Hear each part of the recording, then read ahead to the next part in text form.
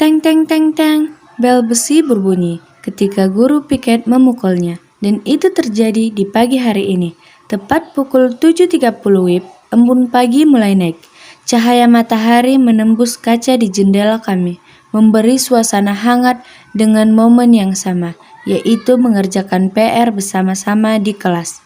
Perkenalkan, namaku Feli. Aku memiliki satu teman cowok yang cukup dekat denganku. Namanya Andes. Andes adalah anak yang baik, sopan, pintar, rapi, dan bonusnya dia manis.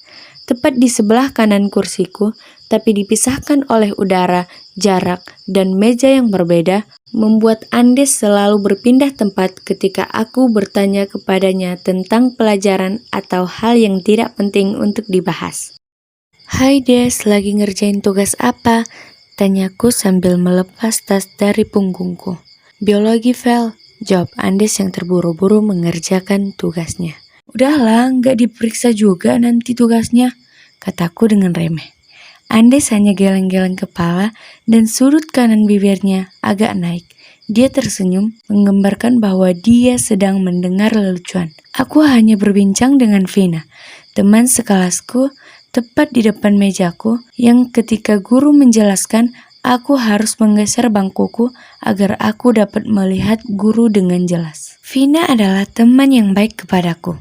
Dia juga pintar, dan aku merasa orang yang paling beruntung karena di sekelilingku terdapat orang yang pintar dan bonusnya baik lagi. Hingga pada suatu hari, tepatnya 2 bulan setelah kami dipertemukan, di dalam kelas yang beranggotakan 30 orang, yang mana seperempatnya adalah parasit di kelas, atau yang membuat suasana di kelas kami jadi dakdikduk. Bukan karena kisah romansa yang membuat hati kami jadi dakdikduk ketika salah satu teman kami hendak mengucapkan perasaannya kepada teman kami yang lainnya, tapi tentang sekelompok teman kami yang selalu buruan Satpol PP ketika mereka bolos dari sekolah dan nongkrong di warung Boyan. Andes sering melihat mereka sedang merokok di warung Boyan, tapi Andes hanya menceritakan ini kepadaku, seolah-olah Andes sangat mempercayaiku. Padahal bisa saja aku bocorkan pada saat itu, tapi kepolosan Andes berhasil membuatku jatuh cinta kepadanya. Bu Ririn datang, ucap salah satu dari temanku.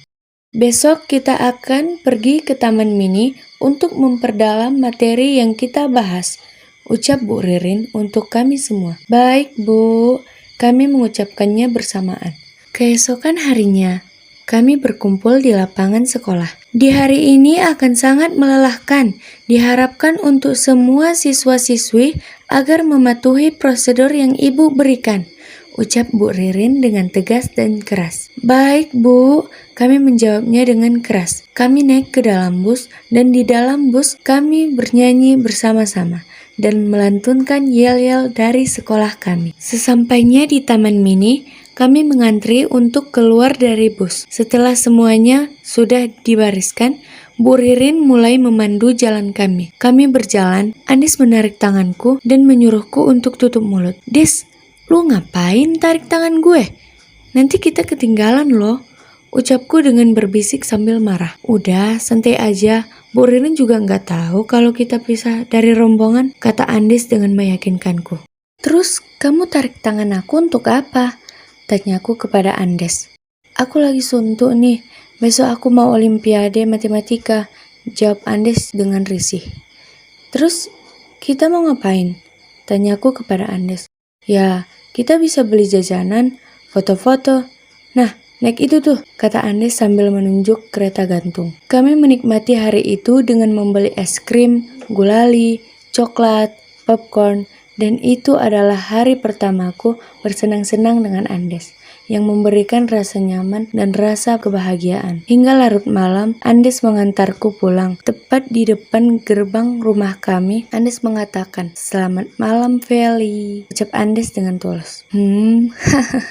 Kamu ngucapin selamat malam nih buat aku, ucapku dengan mengejeknya. Iyalah, masa sama pagar ini, ucap Andes dengan serius. Oh, selamat malam juga, ucapku sambil mendekati wajahnya dan mengatakan, semangat untuk olimpiade besok, kataku sambil membisikkannya ke telinganya. Andes tersenyum dan pamit kepadaku. Setelah 1 minggu berlalu, Pengumuman Olimpiade Matematika akhirnya keluar, dan Andes memenangkan Olimpiade itu. Vel, gue menang Vel. Gue dapat peringkat pertama. Gue akan traktir lo makan es krim, ucap Andes dengan sangat girang. Wah, boleh tuh, aku menjawabnya dengan senang. Nanti gue jemput lo setelah maghrib ya, ucap Andes dengan penuh kesenangan. Sesampainya di rumah, aku langsung mandi dan bergegas. 1 jam setelah itu, Andes datang dan bertanya kepada Mama. Tante, Velinya ada nggak tante? Tanya Andes kepada Mama. Oh, tunggu bentar ya, jawab Mama. Veli, ada Andes nih, nungguin kamu di luar, ucap Mama dengan nada agak keras. Iya Ma, jawabku di dalam kamar. Aku dan Andes pun pamit sama Mama. Lalu di malam itu, Andes membawaku keliling kota dengan Vespa yang baru dibelinya 1 minggu yang lalu. Dan gua cewek pertama yang naik di atas Vespanya. Kami berhenti di pasar malam dan mencoba permainan-permainan yang seru. Mulai dari biang lala, kuda poni, mengambil boneka dari box boneka, dan membeli gelang kapal. Itu adalah malam terindah yang pernah aku rasakan. Hari mulai larut, dan Andes pun mengantarku pulang. Dan lagi-lagi dia mengucapkan selamat malam kepadaku. Dan aku hanya tersenyum dan memberitahu agar dia selalu hati-hati di jalan.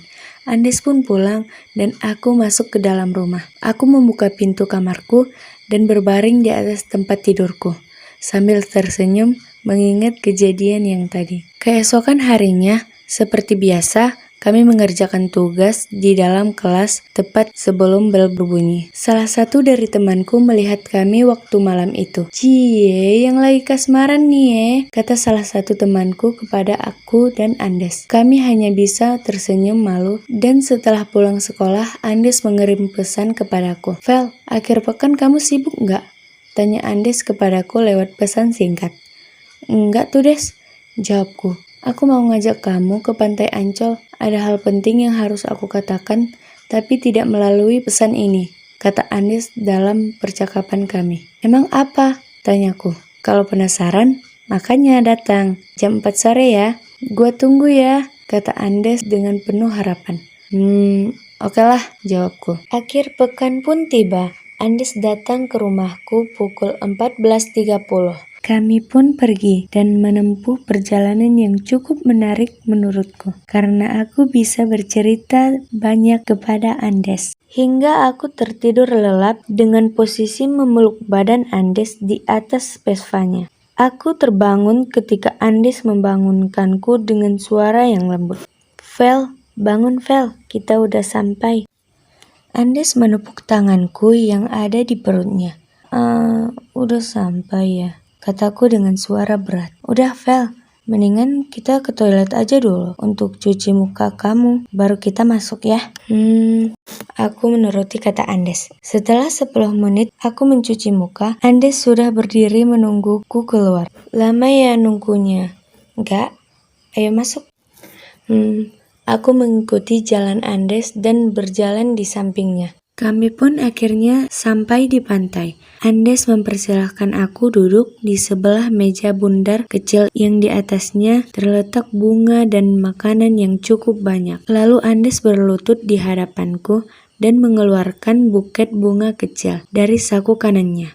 Vel, aku tahu aku adalah orang yang jauh dari kesempurnaan. Tapi setiap detik aku selalu berusaha untuk merubahnya agar menjadi lebih baik. Aku sangat beruntung bertemu denganmu. Dari semua sikap yang kamu punya, membuat hidupku lebih berwarna dengan rasa yang berbeda-beda. Aku mengambil keputusan ini karena aku sangat tertarik denganmu. Sikapmu yang baik ke semua orang, ramahmu dan senyumanmu yang tulus membuat jantungku berdetak kencang dan mataku yang tak bisa berkedip karena tak ingin melewatkan senyumanmu walaupun hanya 1 detik saja.